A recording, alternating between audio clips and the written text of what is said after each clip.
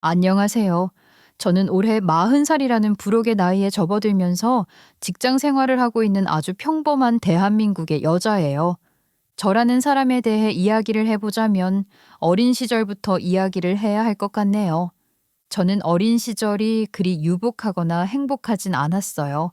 능력이 없어도 너무 없는 아빠와 그런 아버지를 대신해 저와 언니를 키워내야 했기에 늘 무거운 표정을 하며 지내셨던 엄마가 저희 가족이었거든요. 그런 엄마의 모습을 보면서 저는 늘 저 역시 돈을 벌 수 있으면 좋겠다는 생각을 했고, 정말로 고등학교 졸업을 한 후부터는 정말 단 한순간도 일을 멈추며 살아본 적이 없었어요. 누군가는 저에게 악착 같다고 표현하는데 그 역시 틀린 말은 아니었죠. 어릴 적 제 기억 속 아빠는 결혼 당시만 해도 멀쩡히 다니던 직장을 엄마와 상의도 없이 관둔 채 한탕을 노린다며 노름을 하고 다니거나 사업병이 걸려 집안의 돈을 거덜내기 바빴어요. 돈이 다 떨어지거나 필요한 날이면 어김없이 집으로 와 엄마를 괴롭혀 끝내 원하는 걸 얻기 바빴죠. 너네 엄마 지금 어디 있어? 넌 학교도 안 갔냐? 학교 끝나고 온 거야. 지금 시간이 몇 시인데. 엄마 방에 계셔. 엄마, 아빠 왔어. 아빠는 늦은 오후에 집으로 오면서 제가 하교를 할 시간에도 관심이 없이 뚱딴지 같은 소리를 하셨어요. 그리고는 엄마가 있는 방으로 들어가셨고 이내 큰 소리가 나기 시작했죠. 너무 놀란 저는 얼른 방으로 들어가 엄마를 보호하려 했어요. 글쎄 내가 돈이 어디 있어. 당신이 돈을 벌어다 줘야 돈도 있는 거지. 그런 돈 없어. 숨겨두고 있는 돈 있는 거 누가 모를 줄 알고? 이번엔 진짜라고 했잖아. 빨리 줘. 약속한 시간 있단 말이야. 난 죽어도 돈 없으니까 알아서 찾아가든 나를 가져다 팔든 알아서 해. 몰라. 뭐? 이놈의 여편네가? 아빠, 하지 마. 엄마한테 왜 그래? 그러지 마. 엄마와 아빠가 다툼을 하는 순간이면 놀란 마음에 엄마와 아빠를 말리는 건 저였고, 결국 이 싸움의 승자는 아빠였어요. 아빠는 집에 있는 돈까지 싹 다 끌어다 나갔고, 그렇게 또 한 번 엄마는 몰래 모아둔 돈을 다 잃고 힘든 상황이 되기 일쑤였지요. 이런 상황에서 언니는 도대체 뭘 했냐고요? 언니는 애초에 저와 나이 차이가 많이 났었거든요. 덕분에 우리 집과는 다른 지역에서 대학 생활을 했고, 이런 모든 상황들을 어렴풋이 잘 알면서도 외면한 채 학교 생활을 하기 바빴어요. 그래서 아빠의 폭주와 엄마의 눈물, 그리고 지겨운 가난을 경험한 건 오직 저 혼자였고, 엄마 역시 그런 고통을 언니가 아닌 저와 나누길 바라시기도 했어요. 지금 와 생각을 해보면 이런 게 가스라이팅이 아닐까 싶은 생각이 들기도 하지만, 그 시절 저는 엄마의 고통을 직접 보면서 엄마의 감정에 이입해 아빠를 미워하기도 했고, 그 상황에서 어떤 것도 할 수 없는 저를 답답하게 여기기도 했어요. 그리고 그런 제 마음이 완벽하게 굳혀지게 된 사건이 생기고 말았지요. 제가 고등학교 1학년이 되던 해에 일어난 사건이었어요. 아빠는 평소 집에 잘 들어오지 않으셨거든요. 그래도 2, 3일에 한 번은 집에 꼭 들어오셨는데 그 당시 이상하게 일주일 이상 집에 들어오지 않는 상황이었어요. 이상하긴 해도 아빠가 집에 없는 건 일상이었기에 엄마와 저는 서로 의지를 하며 생활을 하고 있었죠. 오히려 아빠가 없으면 평화롭기까지 했기에 아빠가 들어오지 않았으면 좋겠다는 생각을 하기도 했고요. 그런데 그 생각도 잠시 정적을 깨는 초인종 소리가 들렸어요. 엄마와 저는 이미 쫓기는 삶에 익숙했기에 누군가 문을 두드리는 소리만 들어도 겁이 났고 동시에 숨을 죽이면서 숨어 있었어요. 조금만 기다리면 집에 온 손님이 갈 것이라고 생각했는데 아무리 인기척이 없는 척을 해도 사람들은 갈 기미가 없었고 오히려 문을 따고 들어오려 시도하는 듯 했어요. 너무 놀란 저는 엄마를 바라봤고 엄마는 당황했지만 그냥 넘어갈 수 없다는 걸 느끼셨는지 결심을 한 듯 일어나 문을 열었어요. 그리고 문을 열자마자 살면서 가장 충격적인 장면이 저를 기다리고 있었죠. 어머, 갑자기 이게 무슨 짓이에요? 아니, 문을 열었으면 용건부터 말을 하셔야지. 이렇게 갑자기 밀고 들어오시면 어떻게 해요? 무슨 일인데요? 갑자기 왜 이러는 거예요? 댁에 계시면서 왜 안 나오셨어요? 저희가 문 따려다 참은 겁니다. 여기 김종길 씨 댁 맞죠? 저희는 법원 집행관이고요. 판결이 났는데 돈을 갚지 않아서 집행 결정 이행하러 온 겁니다. 이상한 사람들 아니고요. 여기 문서 있고요. 고지도 드렸습니다. 지금부터는 공무수행인이 방해하시면 안 됩니다. 집행관이라는 이야기를 하며 집으로 몰려 들어오는 사람으로 인해 엄마가 소리를 지르며 밀려났고 저는 그 모습을 보고 놀라 뛰어나와 엄마를 잡으며 말했어요. 저희 엄마 밀지 마세요. 엄마, 이게 다 무슨 일이야? 이 아저씨들 우리 집에 왜 신발 신고 막 들어와, 엄마. 무서워. 이리 와, 지인아. 너도 다치면 안 돼. 괜찮아. 아무 일도 아니야. 엄마가 있잖아. 괜찮아. 나중에 알게 되었지만 아빠가 투자를 한다며 엄마에게 돈을 뺏어간 것도 모자라 빚까지 냈고 그 돈을 당연히 다 갚지 못했기에 결국 흔히 말하는 빨간 딱지까지 붙게 된 상황이었던 것이더라고요. 어린 마음에 경험해야 했던 그 기억은 아직도 악몽으로 자리를 잡고 있어요. 그렇기에 지금도 가끔 피곤하면 악몽으로 꾸기도 하고요. 자신들을 집행관이라고 소개한 사람들은 거침없이 집으로 들어와 집 물건에 모두 다 빨간 딱지를 붙이기 시작했고 저와 엄마는 방구석에 서로를 의지하며 꼭 껴안고 앉아 그 상황을 바라만 볼 수밖에 없었어요. 그리고 그날 밤 엄마는 저를 신경 쓸 겨를도 없는지 정말 목을 놓아 엉엉 우셨어요. 저는 그 모습을 보면서 다짐을 했던 것 같아요. 무슨 일이 있어도 제 가족을 위해서 꼭 돈을 많이 벌 것이고 아빠 때문에 속이 상한 엄마를 속상하게 하지 않고 뭐든 참으며 살겠다고요. 물론 그땐 어린 마음의 한 다짐이었지만 억압된 감정이 영원히 눌리며 지낼 수 있는 건 아니라는 걸 몰랐었죠. 제가 어렸을 때는 가족이 행복하면 제 희생도 불사할 수 있다고 생각했던 건 사실이에요. 하지만 몇 년이 지나도록 밑 빠진 독에 물을 붓는 것 같은 제 인생을 마주하게 되자 저 역시 어느새 지치기 시작했더라고요. 제 나이 33살이 되기 전까지 돈을 버는 대로 집에 구멍과 빚을 메꾸기 바빴는데 어느 순간부터 가족들은 그런 제 희생에 대한 고마움은커녕 당연하게 생각하며 오히려 더 많은 요구를 하고 있다는 걸 발견하게 됐거든요. 나 오늘은 회사 정말 못 빠져. 돈 벌러 가는 건데 자꾸 빠지면 눈치 보이잖아. 그러니까 엄마 병원엔 언니가 좀 가줘. 내가 어떻게 가? 나도 바빠. 미리 약속한 일이라고 몇 번을 말해? 네가 하루 휴가 내고 가면 될 일을 왜 복잡하게 만드니? 그래, 너는 회사니까 그렇게 해도 되잖아. 언니 괴롭히지 말고 네가 하루 쉬면서 엄마 좀 도와줘라. 엄마, 나도 거저 회사 다니는 거 아니야. 언니도 좀 할 수도 있지. 너무한 거 아니야? 얘가 또 왜 이래? 늘 조용하게 잘 참던 애가. 참은 김에 네가 참아.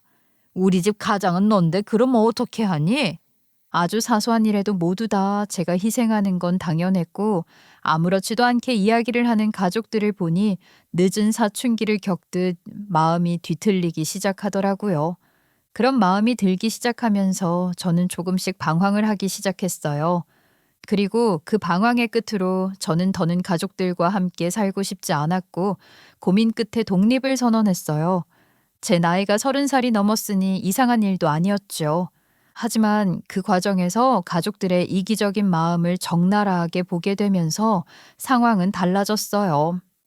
아니, 갑자기 멀쩡한 집을 왜 나간다는 거니?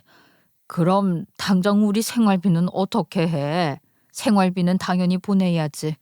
얼마 보낼 건데? 그러니까 야, 네가 갑자기 나가면 그 구멍 내가 다 메꾸라는 거야. 뭐야? 그건 너무 불공평한 거 아니야? 나가서도 집에 일 생기면 전부 다 와서 하겠다고 약속하고 나가. 그거 아니면 난 너 독립하는 거 반대야. 이제 보니 다들 내가 이 집에서 잡일도 맡아 하는 돈줄이었나 보네. 내가 이 나이에 독립도 마음대로 못해? 정말 너무한다 다들. 서운한 마음에 한 말을 듣고 가족들이 조금이라도 제 마음을 알아줄 거라 믿었던 제가 바보였어요. 오히려 적반하장으로 화를 내는 가족들의 모습을 계기로 엄청난 상처를 받은 전 각성했고 이 모든 말들을 무시한 채 저만의 삶을 살겠다고 이야기를 한 후 독립을 강행했어요. 그러자 끝까지 절 포기하지 못한 가족들은 절 괴롭히더군요. 예, 부모 허락 없이 독립을 했으면 집 주소를 보고해야 할 거 아니야. 그리고 생활비는 안 주더라도 돈은 줘야지. 이달 말까지 200만 원 보내라. 알았니? 야, 집에 할 일 태산이야. 나는 못하는 거고 다 네가 했던 건데 네가 와서 해야지 누가 해. 이번 주말에 무조건 와서 해. 안 그러면 가만 안 둬. 다들 정말 그만 좀 해. 내가 아무 말도 안 하고 희생하니까 당연한 게 된 거야? 어머, 얘 말하는 것 좀 봐. 얘 가족끼리 그런 게 어딨다고 그래. 여기 지금 너만 희생하니? 다 힘들어. 그럼 마음대로 독립을 해서 나가 살지 말던가.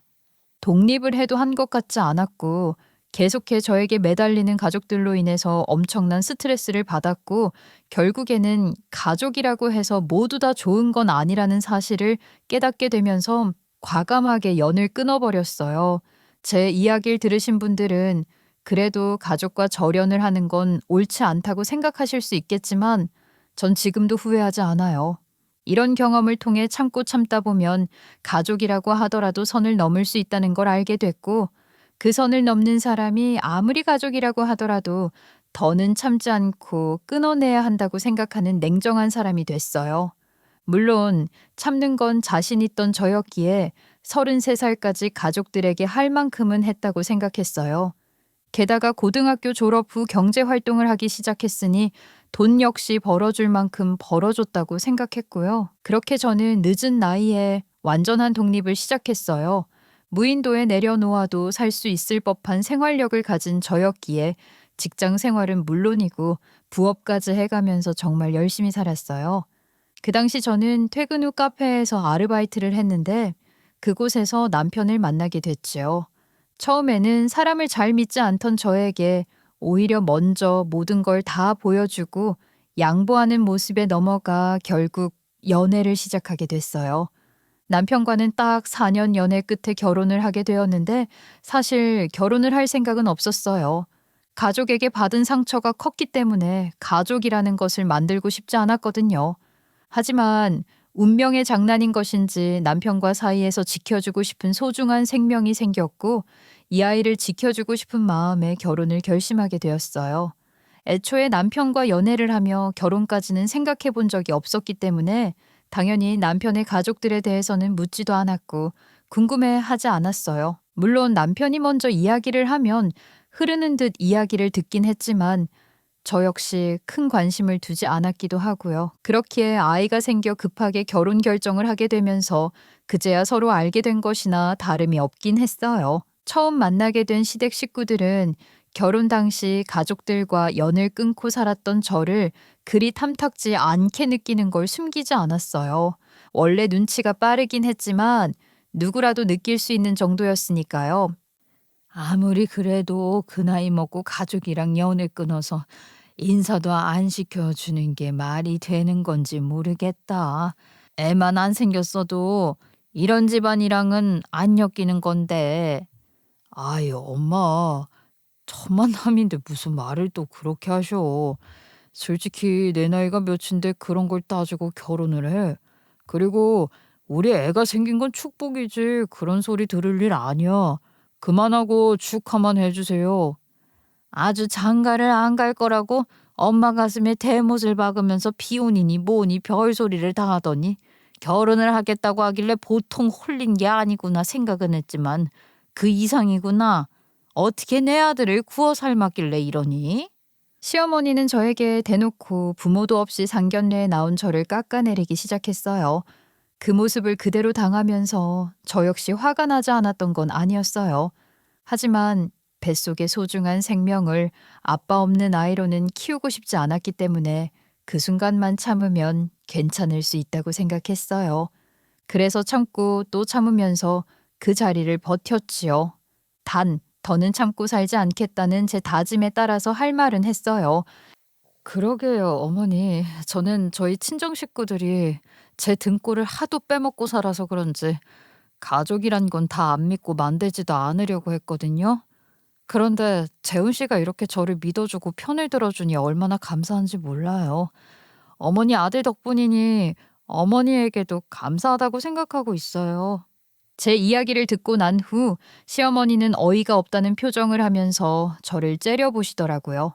그렇게 시어머니와 별로 좋지 않은 첫인사를 끝낸 후 결혼을 하게 됐어요. 저를 마음에 들어하지 않아 하는 시어머니 덕분에 결혼 생활이 평탄하진 않을 것 같다는 생각을 했지만 생각외로 태세 전환은 빠르게 이루어지더라고요. 시댁 식구들이 저를 다른 태도로 보게 된 계기는 의외의 상황에서 발생했어요. 사건의 발단은 결혼 후 시어머니와 시누이가 저희 신혼집을 방문하게 되면서부터였어요. 처음 저희 신혼집에 발을 들인 시어머니는 마치 트집을 잡기 위해서 방문을 한 사람처럼 굴더라고요. 시어머니와 시누이는 집에 오자마자 냉장고를 열어보고 가구 배치부터 벽지, 도배까지 곳곳을 들여다보면서 하나하나 평가를 하며 비난을 하기 시작했거든요. 얼마나 잘하고 사는지 보려고 왔더니 뭐 볼 것도 없이 하고 사는구나. 어디 시부모님 시누이한테 어떻게 대접하는지 좀 보자. 시어머니는 오자마자 한 바퀴를 도신 후 소파에 앉아 탐탁지 않은 표정을 하며 이것저것 보면서 대접을 할 것을 요구하셨어요. 당시 아이를 임신해 홀몸이 아니었던 저는 몸을 무겁게 이끌며 대접을 위해 주방으로 가 음식 준비를 하기 시작했어요. 이때 시누이가 시비를 걸 목적으로 주방으로 와 음식 준비를 하는 저를 이것저것 참견을 하더라고요. 짜증을 내거나 감정이 상하는 것도 태교에는 좋지 않으니 꾹 참으며 준비를 하고 있는데 제 주방에서 무언가를 발견했는지 갑자기 눈을 동그랗게 뜨며 따지듯 저에게 이야기를 하더라고요. 어머, 이거 완전 고가 아니야? 명품인데? 하나에 몇백은 한다는 그거. 참, 이런 게 또 가지고 싶긴 했나 봐. 아무리 그래도 누가 없어 보이게 모조품을 가지고 있어? 이런 게 오히려 더 추접스러운 거 알지? 아, 그거요? 가짜 아니고 진짜예요. 제가 좋아하는 브랜드이기도 하고요. 형님도 관심이 있으세요? 하나 가져가셔요. 뭐? 자네가 이걸 샀다고? 말이 되는 소리를 해. 벌이 뭐 얼마나 된다고 이런 걸 막 사고 막 줘? 하여튼 요즘 젊은 것들은 낭비가 뭔지도 모르고 그냥 막 사들이더라. 내 동생 등골 빼먹지 말고 분수에 맞게 살아. 형님, 저희 분수에 맞게 잘 살고 있어요. 걱정 마세요. 처음에는 제가 분수에도 맞지 않은 과도한 살림살이를 갖추고 산다고 생각을 했는지 저를 깎아내리며 말을 했지만 이곳저곳을 둘러보며 모든 것들이 꽤 좋은 것이라는 걸 알게 된 시누이는 표정이 바뀌면서 나에게 말하더라고요. 뭐야, 이거 정말 진짜네? 나 정말 가져도 돼? 근데 이런 걸로 신혼집 마련하려면 보통 일이 아닌데. 집 위치도 그렇고. 뭐 로또라도 당첨돼서 결혼한 거야? 아, 제가 어릴 때부터 악착같이 일하면서 경매를 좀 배웠거든요. 모든 돈으로 계속 경매로 재테크하고 뭐 하고 하면서 성실하게 살다 보니 좀 여유로워졌네요. 네, 형님 가지셔도 돼요. 어머, 그래? 재훈이 이 새끼는 왜 그런 건 말 안 하고 그랬나 몰라. 나 정말 가진다. 시누이는 제가 선물한 그릇을 들고 기분이 좋은지 시어머니가 계신 소파로 들어갔고 그 순간부터 저에 대한 부정적인 태도가 싹 사라졌어요. 당연히 그날 이후 시어머니도 저를 대하는 태도가 180도 달라졌죠. 돈 앞에 장사 없다고 하더니 제가 어느 정도 재력이 있는 사람이라는 걸 알게 된 후부터는 오히려 저와 가깝게 지내지 못해서 안달이 난 것처럼 보였어요. 하지만 전 곧 그 속 사정이 뭔지 알게 됐죠. 결국 돈이 좀 있는 며느리라고 하니 덕 좀 보고 싶었던 것이었더라고요. 사실 제가 어느 정도 재력이 있다는 사실을 알리지 말까 싶기도 했어요. 그렇지만 제 생활 자체에서 숨길 수 없기도 했고 제 돈을 노린다고 하더라도 가족까지 끊어낸 제가 무서울 건 없다고 생각했기 때문에 모두 다 밝히게 된 것이었죠. 어차피 알게 될 것이라면 결혼 생활을 좀 편하게 해볼까 하고요. 그렇게 시댁과의 관계가 호전이 되는가 싶었지만 결국엔 또 돈 문제로 인해서 갈등이 생기게 되었어요. 시댁 식구들 역시 저 자체를 봐주는 것보다는 제 돈을 목적으로 하고 있다는 걸 알게 되는 건 그리 오랜 시간이 걸리지 않았거든요. 그 시작은 그리 크지 않았어요. 정말 소매물이 스미듯 잔잔하게 그래서 눈치를 채지 못하게 시작되고 있었거든요. 제가 남편과 결혼을 할 당시에도 별 다른 일을 하지 않던 시어머니가 갑자기 음식점을 하겠다며 점포를 알아보기 시작하더니 은근슬쩍 점포 개업을 하시더라고요. 문제는 개업 당시에도 어느 정도 도움을 줬으면 하는 의중을 보였다는 것이지요.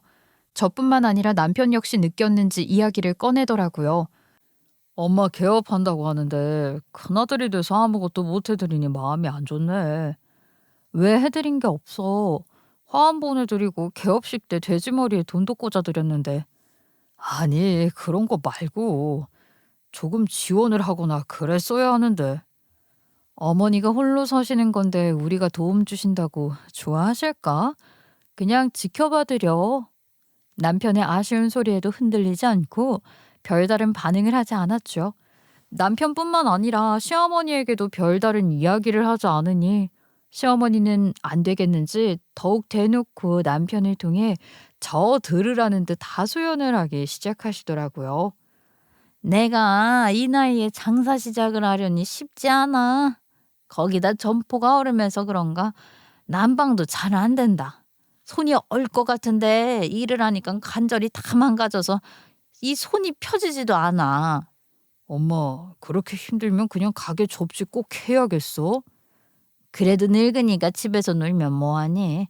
내가 하기 싫다는 게 아니라 유지할 수 있게 좀만 니들이 지원을 해주면 좋겠다는 거지. 자식 키운 보람 좀 느껴보자. 시어머니는 은근슬쩍 남편에게 힘들다는 하소연을 계속하면서 저에게까지 들리도록 의도하신 것 같았어요. 그리고 결론은 도움을 줬으면 좋겠다는 것이었죠. 그리고 그 이야기는 시어머니 의도대로 제 귀까지 들어오게 됐어요. 남편이 저녁을 먹던 중 아주 조심스럽게 저에게 운을 떼기 시작했거든요. 엄마 오늘도 전화 왔었어. 날씨가 너무 추워져서 그런지 난방이 잘 안 된다고 하네. 손이 너무 아프시다고 하더라고. 그래? 하긴 그때 가보니 워낙 허름해서 힘드시긴 하겠더라. 그래서 말인데 다른 건 안 하더라도 엄마 이번 달 병원 다니시느라 월세 낼 만큼 못 버셨다고 하더라고. 우리가 잠깐 몇 개월만 월세를 지원해드리면 어떨까 하는데 당신 생각은 어때? 월세를? 뭐 얼마 안 한다는 건 알고 있긴 하지만 그래도 어머니가 받으실지 모르겠네. 아마 고마워하실걸? 그리고 딱 몇 달만 그렇게 해드린다고 내가 못 박아뒀으니 걱정 마. 뭐야, 미리 이야기를 해놓고 온 거야? 아니, 그냥 그렇게 하겠다는 거지. 당신이 허락만 하면 바로 이야기하려고. 이때 이미 짜고 치는 고스톱이라는 사실을 눈치채고 남편의 제안을 거절했어야 했어요. 하지만 남편은 한없이 좋은 사람이었고 나름 부모 걱정을 하는 모습을 모른 척 할 순 없었기 때문에 비교적 저렴했던 월세 5개월치를 내드리기로 허락했어요. 그리고 그때부터 본격적으로 시작된 것 같았어요. 아주 잠깐만 도와드리자고 했던 말이 결국 기약 없는 무한대 기간으로 이어질 것이라고는 상상도 못했으니까요. 처음 한두 달은 누구보다 고마움을 표하던 시어머니와 남편이었는데 어느 순간부터는 제 월세 지원이 당연해지는 순간이 오더라고요.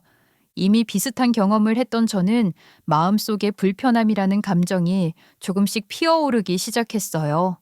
그리고 정신을 차려보니 매달 고정 지출처럼 시어머니 가게 월세가 제 통장에서 빠져나가고 있더라고요. 신경을 크게 쓰고 있진 않았고 또 정말 연을 끊고 살 것이 아니라면 끊어내기 어려웠던 터라 지원을 해드리고 있었는데 이제는 당연해진 시어머니의 태도로 인해 마음이 한 번 더 동요하게 됐어요. 예, 이번 달 월세는 왜 하루 늦게 보냈어? 너 때문에 내가 임대인한테 한 소리 들었잖아. 다음 달부터는 제대로 계산해서 날짜에 보내라. 어머니, 이런 말씀 드리기 좀 그렇지만 그래도 해야겠어요. 저희가 지원해드린다고 했던 5개월은 애초에 끝났고 계속 도와드리고 있는데 이제 어머니가 직접 내실 준비하시는 게 좋겠어요. 이번 달까지만 제가 도와드릴게요. 나름 조심스럽게 운을 떼며 이야기를 했지만 돌아오는 건 적반하장의 답변이었죠. 뭐? 너 지금 고작 몇 푼 안 하는 월세 내준다고 생색내니? 너희야 맞벌이니까 이 정도는 충분하고 거기다 꿍쳐놓은 돈도 꽤 있다는 애가 왜 이렇게 쪼잔하게 구니? 가족끼리 정도 없이? 서운하다. 어머니, 저희도 아이도 키워야 하고 이 돈 거저 생긴 거 아니에요. 무작정 해드릴 순 없어요. 이해해 주세요. 그러자 식당에서 시어머니를 도와주며 일을 하던 신우이가 이야기를 듣고는 어이가 없다는 듯 대화에 끼어들어 보태기 시작했어요. 어머, 옳게 말이 너무 좀 그렇다. 무슨 무리가 된다고 말을 해. 그건 거짓말이지. 가족 좋다는 게 뭐야? 어차피 옳게는 친정도 없잖아. 얼마나 복받았어. 시댁 도와줄 여유도 있고. 용기를 내서 꺼낸 말에 시댁 식구들의 반응을 보면서 저는 깨닫게 됐어요. 저는 더 이상 어려운 상황에서 도와주는 사람이 아니라 이젠 당연히 호구처럼 당해줘야 하는 사람이 되어가고 있다는 사실을 말이에요. 그 모습을 보자 또다시 어릴 적 트라우마가 올라올 것만 같은 기분이 들어 속이 안 좋아지더라고요. 더 이야기를 하지 못하고 자리를 피했어요. 그리고 안 좋은 예감은 결국 큰 사건으로 터지게 되는 계기가 되었어요. 그 사건으로 인해서 저는 또다시 시댁과의 관계도 정리를 해야 할 필요성이 있다고 느끼게 되었고요. 시어머니에게 직접적으로 월세건에 대해 이야기를 드렸음에도 불구하고 끝내 해결이 되지 않자 고민 끝에 남편에게 이 문제에 대해 상의를 하려 이야기를 시작했어요. 당신이 돕자는 말 때문에 내가 몇 개월을 도와드린 거잖아. 그런데 지금 거의 반년 정도를 돕고 있어. 당신이 좀 나서서 정리를 해줘야 하지 않을까? 나 계속해서 이렇게 드릴 순 없어. 여보, 줬던 걸 어떻게 다시 뺏어? 처음 준다고 할 때 이럴 거 예상 못하고 시작했어? 당신이 이렇게 남처럼 손을 그으니 서운하다. 내가 당신한테 어떻게 했는데? 뭐? 지금 그 이야기가 왜 나와? 그렇잖아. 내가 당신 수발 다 들고 양보하고 배려하면서 살았던 세월은 생각 못 해주는 거야? 뭐 그럼 지금 당신이 나한테 한 걸 돈으로 시댁 식구들에게 갚길 바란다는 거야 뭐야? 지금 그렇게 들리는데? 나 오해할 것 같으니 빨리 답변해줘. 꼭 그런 건 아니더라도 사람이 가는 게 있으면 오는 게 있는 거지. 너 어떻게 받기만 하려고 했어? 네 가족들도 너한테 받기만 해서 끊어냈다면서. 이제 보니 저련에는 네 문제도 있다고 생각된다. 됐어. 말 더 하고 싶지 않아. 생각지도 못했던 남편의 태도에 황당하기도 했고 어이가 없기도 했어요. 그동안 시댁 식구들은 아니더라도 남편은 제 편이 분명하다고 굳게 믿고 있었는데 이제 와서 보니 제 편은 단 한 명도 없다는 걸 느꼈거든요. 그날 저는 남편과 말다툼을 했어요. 그리고 남편과의 싸움은 곧 냉전으로 이어졌고 저 역시 사람인지라 남편과 사이가 좋지 않으니 특히 시어머니에게 매달드리는 월세가 화가 나기도 하고 견디기가 어려워지더라고요. 고민 끝에 더는 참을 수 없다는 생각에 먼저 시어머니 가게로 찾아갔어요. 그런데 도착을 한 가게는 이미 정리를 하는 것처럼 어수선하더라고요. 시어머니와 시누이는 짐을 싸기 바빠 보였고 어리둥절한 제 모습을 발견한 시어머니는 저를 불렀어요. 왔니? 도와주러 온 거야? 참 빨리도 온다. 거의 다 한 거 안 보이니? 아니요. 저는 어머님이랑 할 이야기가 있어서 왔는데 지금 이게 다인가요? 어머니 가게 정리하세요? 내가 가게를 정리하긴 왜 해? 너네 부부는 대화가 없니? 재훈이가 말했을 텐데 가게를 좀 더 크게 확장 이전하기로 했어. 이번엔 진짜 잘 갖춘 데서 제대로 해보려고. 네? 전혀 못 들었어요. 갑자기 결정된 거예요? 지금 계신 곳보다 더 크게 하신다고요? 이미 계약도 끝냈다. 저기 사거리 앞에 건물인데 너도 봤지? 한 300평은 넘을 거야. 세상에 내 인생에도 이런 호사를 누리는 날이 오더라. 그러게 엄마도 드디어 인생 좀 피나 봐. 부러워? 그리고 이렇게 된 건 우리 올키 덕분이기도 하지. 안 그래? 그건 그렇지. 우리 며느리 잘 들어와 내가 호강한다. 저는 알 수도 없는 말을 하는 시어머니와 시누이를 바라보고 있는데 두 사람은 제 공으로 돌리면서 저를 치켜 올리기 바쁘더라고요. 그리고 그런 모습을 보며 직감적으로 알 수 있었어요. 제가 모르는 무언가가 있고 이들은 더 이상 저를 가족이라고 생각하지 않고 자신들의 돈줄 정도로 생각을 하면서 일을 꾸미고 있다는 사실을요. 하지만 당장 그 속사정을 알아낼 순 없었기에 어쩔 도리는 없더라고요. 그렇게 상황은 넘어갔고 시간은 흘러 시어머니의 새가게 오픈을 하는 날이 왔어요. 작은 점포에서 시작해 300평대 가게로 이전을 할 정도로 대박이 났다는 명성은 소문이 났는지 화환이 줄을 지었고 시댁 식구들은 그 어느 때보다 행복한 미소를 지으면서 들떠 있었어요. 저 역시 가족 행사였기에 참여를 했고 남편과 냉전을 하고 있던 상황이기에 아이를 봐가면서 정신없이 있었어요. 그런 제 앞에 시누이가 앉더니 황당한 이야기를 시작하더라고요. 옳게 여기서 혼자 뭐해? 가서 떡도 좀 나르고 하지. 하여튼 애 있는 게 벼슬이야. 애 핑계로 심해서 놀고. 그나마 올케가 우리 엄마 월세 다 내주는 거라고 하니까 우리 엄마도 아무 말 안 하는 거야. 알지? 저는 순간적으로 제 귀를 의심했어요. 제가 이 300평대 가게에 월세를 내주기로 했다는 말이 아주 명확하게 귀에 들어왔거든요. 그런 이야기는 듣지도 못했고 또 상의를 한 적도 없다 보니 황당함에 순간 그곳에 공기가 멈춘 듯한 기분을 느꼈어요. 그런 제 표정을 읽지 못했는지 시누이는 아무렇지도 않게 제 앞에서 저를 바라보고 있더라고요. 네? 제가 월세를 내드린다고요? 형님, 그 이야기 누가 했어요? 어? 이미 재훈이랑 다 이야기한 거 아니야? 이미 다 그렇게 알고 있던데 엄마도 그렇고? 시누이의 답을 듣고 더 어이가 없는 표정으로 멍하게 앉아 상황 파악을 하고 있는데 손님 맞으려 하느라 바쁘게 움직이던 시어머니까지 제가 있는 곳으로 다가오더라고요. 그러자 시누이는 기다렸다는 듯이 월세 이야기를 시작하더라고요. 엄마, 이 가게 월세는 올케가 책임지기로 했던 거 아니야? 그래, 네가 지원해 주기로 했으니까 네 가게 계약했지.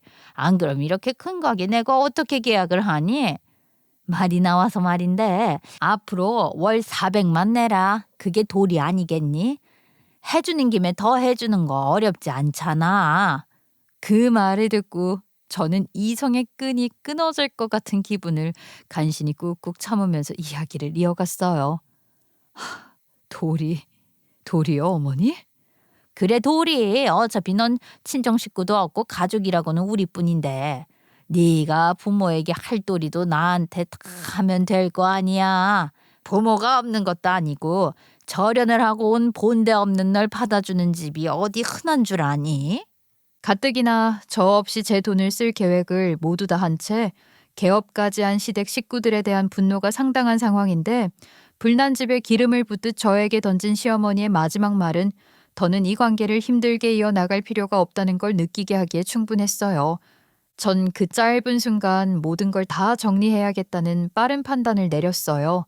대답을 할 가치도 없는 시어머니의 마지막 말을 듣고 저는 어떤 이야기도 할 필요성을 느끼지 못했어요. 제가 어떤 답도 하지 않자 시어머니는 좀 이상함을 느꼈는지 저를 보면서 대답을 강요하더라고요. 뭐야 왜 아무 말도 안 해? 어른이 먼저 이야기를 했으면 대답을 해야지. 시어머니의 말에 저는 끝내 답을 하지 못했고 고개를 끄덕이면서 물을 한 잔 마신 후 이야기를 이어나갔어요. 아니에요. 도리, 어머니가 말씀하신 그 도리 단어 듣고 좀 생각이 많았네요. 저한테 도리를 지키라는 말씀이신 거죠? 알겠습니다. 어머니, 제가 며느리로서 도리 지켜야지요. 어머 얘 왜 이래 싱겁긴. 그래 어쨌든 나도 네 부모나 다름이 없다 이거야. 이제야 말이 좀 통하는구나. 아유 너무 정신이 없어. 너도 애 재훈이한테 맡기고 좀 일 좀 해라. 어? 시어머니는 제 대답이 어떤 의미를 가지는지 알지 못하면서 그저 알겠다는 답에 흡족한지 자리를 뜨시더라고요. 저는 시어머니와 시누이가 떠난 자리에서 이동하지 않고 한참을 앉아 개업을 하며 행복해하는 시댁 식구들을 바라보며 한참을 생각했어요. 그들이 생각하는 그 도리에 맞는 선물을 줘야 할 것 같은데 그 선물을 어떻게 제대로 줄 수 있을까 고민을 하면서 말이죠. 저에겐 눈물도 서운함도 느껴지지 않는 개업식이 모두 다 끝이 났고 집으로 돌아온 후부터 제 생각은 오직 한 가지에 꽂혔어요. 어떻게 이 상황을 대응해야 할지에 대해 고민을 해야 했거든요.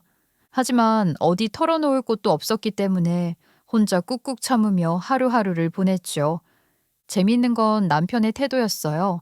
시어머니가 월 400만 원씩 달라는 제안을 제가 받아들였다고 듣고는 마음이 풀어졌는지 그 긴 시간 냉전을 깨며 먼저 화해의 제스처를 보내더라고요. 그런 남편의 모습을 보니 더 정이 떨어졌고 생각은 더 확실해졌어요. 이 집에서 전 가족도 아니었고 그저 돈 줄 그 이상도 그 이하도 아니었다는 사실을 말이죠. 그러니 돈줄을 제대로 끊어 놓으면서 제 존재가 얼마나 컸는지를 제대로 알려줄 수 있는 계기를 만들어줘야겠다고 생각했어요. 그리고 제 존재를 제대로 각인시키는 데에는 그리 오랜 시간이 걸리지 않았지요. 그렇게 시간은 조용하게 흘렀고 시어머니가 그렇게도 자랑스러워하던 300평대 가게 역시 별 문제 없이 잘 돌아가는 듯 했어요. 그 사건이 일어나기 전까지는 말이지요. 월 400만 원을 달라고 요구를 했으니 시어머니를 찾아가 그 돈을 줄 수 없다고 선언을 하고 그 일을 계기로 시댁 식구들과 싸우면서 갈등을 겪게 되었다고 생각하실 수도 있겠죠. 하지만 그런 식의 복수는 너무 단순하잖아요.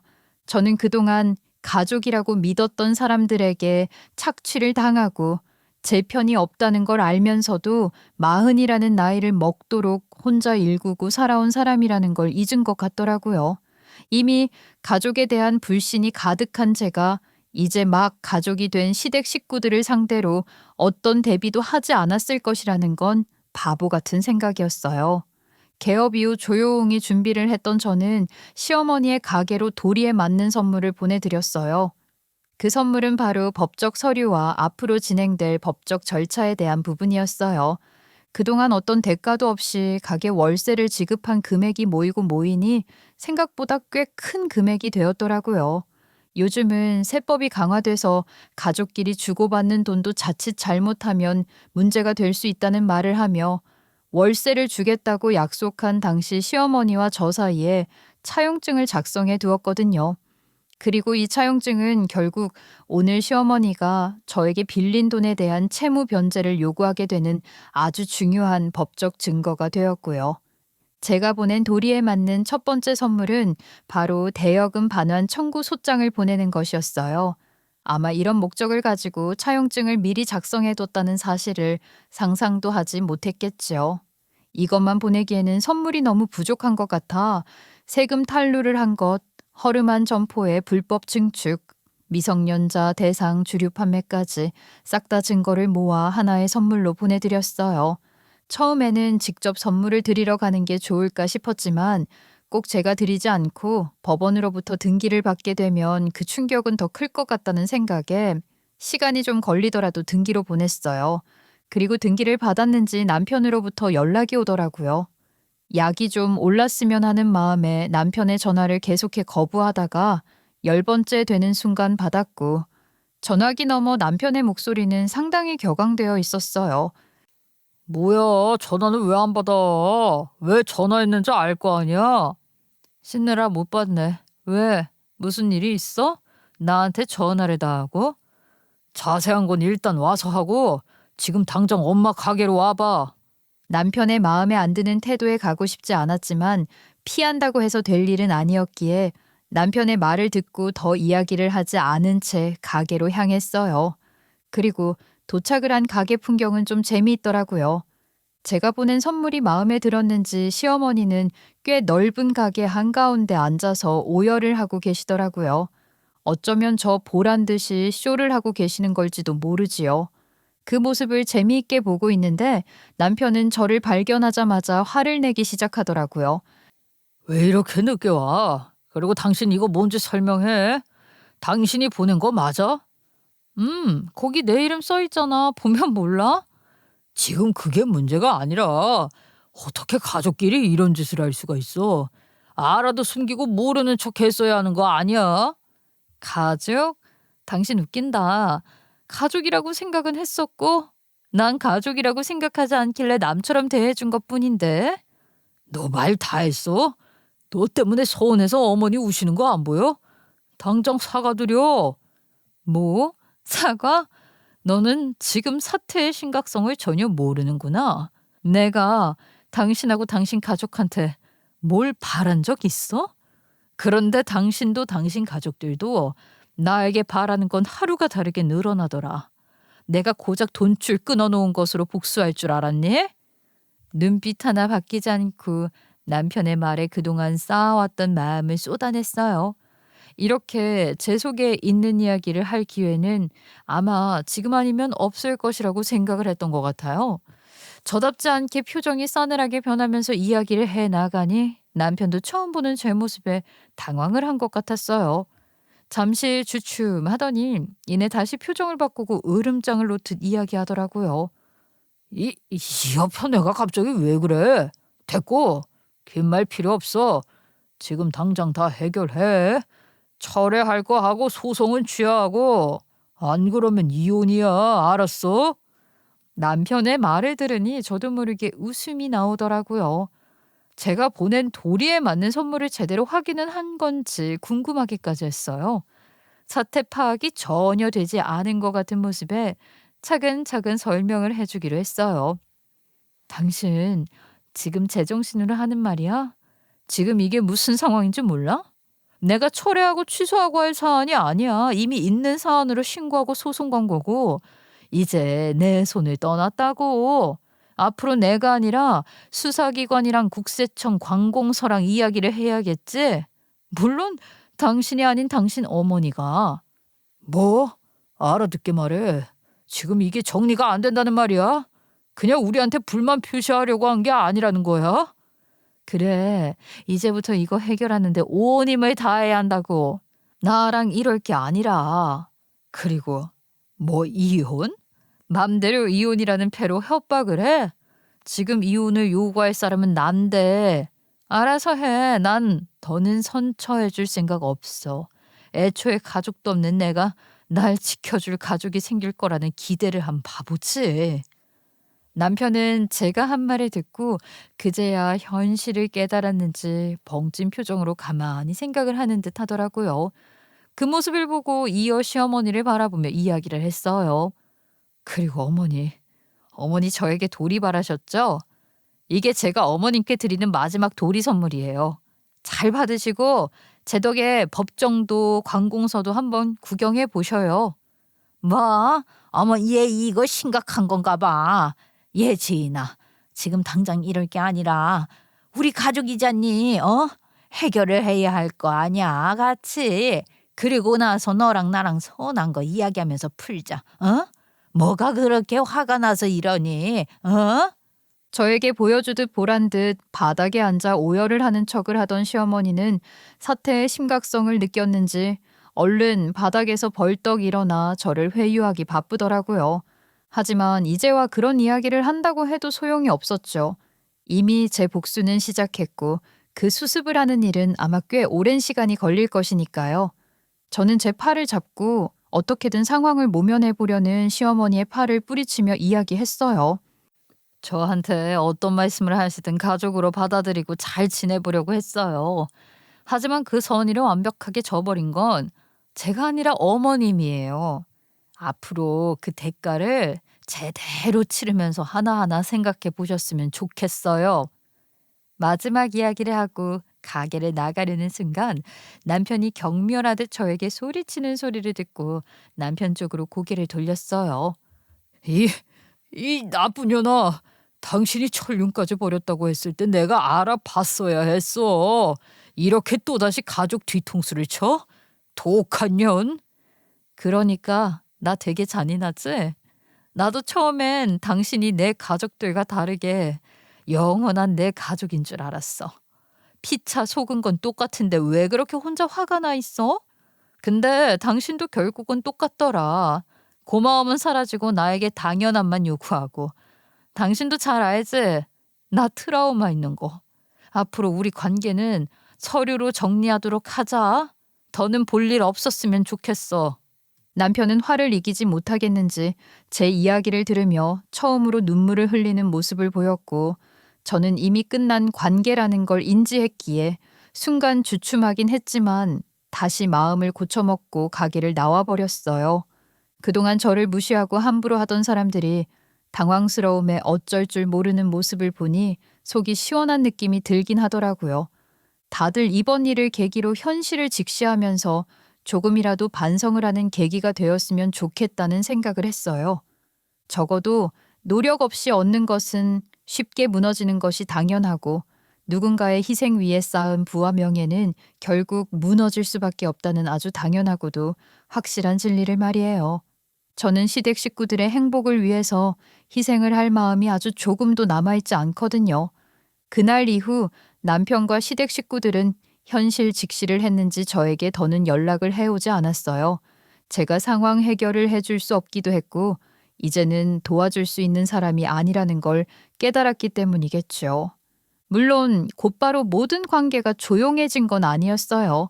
한 달 정도는 정말 끊임없이 연락이 왔고 회유를 하다가 화를 내다가 정신이 하나도 없었거든요.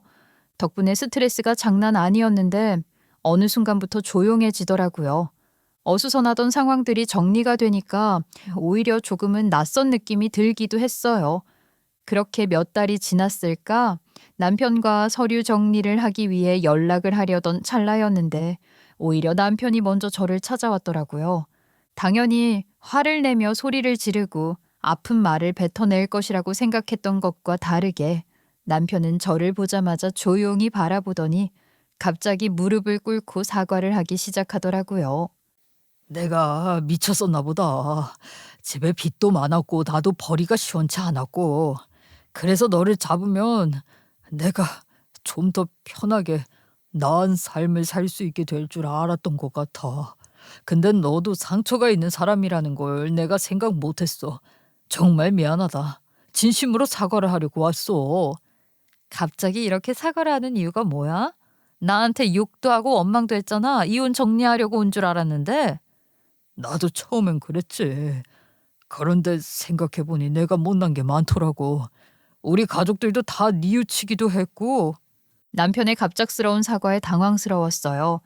지난 날들을 생각하면 남편의 사과를 받아도 흔들리지 않아야 하는 게 맞지만 시간이 흘러서 그런 건지 몰라도 오히려 차분해지면서 남편의 이야기를 들을 수 있는 여유가 좀 생긴 것 같더라고요. 그래서 그날 저는 남편과 차분하게 밤새 이야기를 나눴어요. 그리고 남편과 사이에 아이를 위해서라도 이혼을 결정하지 않기로 했지요. 이런 제 결정이 이해가 되지 않을 수 있겠지만 아이가 아빠를 너무 좋아하기 때문인 것도 이유였어요. 어린아이에게 아빠를 뺏는 것도 못할 짓이다 생각했고요. 어떻게 보면 아이가 태어나고 싶어 태어난 건 아니니까요. 다 부모 욕심으로 태어난 건데 아이가 가장 좋아하는 걸 뺏는 것도 부모로서 할 짓은 아니라는 생각이 들었거든요. 그래서 남편과 타협을 하게 됐어요. 대신 명확한 선은 그었어요. 경제적 지원은 전면 중단하는 건 당연했고 모든 관계에서 저를 존중해 줄 것을 요구했어요. 시댁 식구들 역시 잘못을 뉘우친 채 연락을 해왔고 남편을 필두로 모두 다 진심으로 저에게 사과를 하더라고요. 미안하다, 지인아. 내가 너무 당연하게 생각했던 것 같아. 용서해다오. 알겠습니다. 그런데요, 저도 참고만 사는 사람은 아니에요. 그렇다고 복수에 매달리고 감정에 치우쳐서 미워만 하는 사람도 아니고요.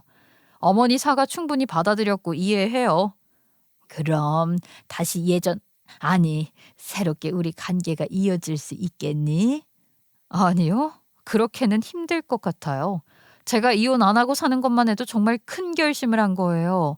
그러니까 딱 거기까지만 저는 관계를 이어가고 싶어요. 어머니와 다시 예전처럼은 힘듭니다. 어머님도 제가 이렇게 무 자르듯이 자르는 게 섭섭하다 생각하지 마셔요. 되려 이렇게 예전처럼 돌아가지 않는 게 서로를 위한 일일 수 있으니까요. 시어머니는 울면서 제 말을 듣고는 고개를 숙였고 결국 제 요구를 받아들인다는 답변을 하셨어요. 결국 본인이 벌인 일로 인해 예전으로 돌아갈 수 없는 것이니 누굴 탓할 수도 없는 것이겠죠. 제 입장에서도 다시 관계 회복을 하며 지내기에 이 방법이 최선이기도 했어요. 그렇기에 타협은 없었고요. 그렇게 남편과 이혼은 없던 일이 되었고 예전과는 좀 다른 서로의 거리를 존중하며 사는 관계를 유지하며 지내게 되었어요. 아들과 남편 그리고 저를 포함한 저희 세 식구는 아이 덕분인지 빠르게 관계 회복을 하게 되긴 하더라고요. 이런 게 자식의 역할인가 싶기도 했어요. 아무튼 저희는 다시 일상을 찾고 평범한 삶을 살고 있어요. 이 사건을 계기로 느낀 것들이 아주 많다고 생각하지만 전 여전히 마음속으로 다짐을 하며 살고 있어요. 참는 건 미덕일 수 있지만 참아준다는 걸 권리로 착각한다면 그 사람이 누구라고 하더라도 참지 않을 것이라는 것을요.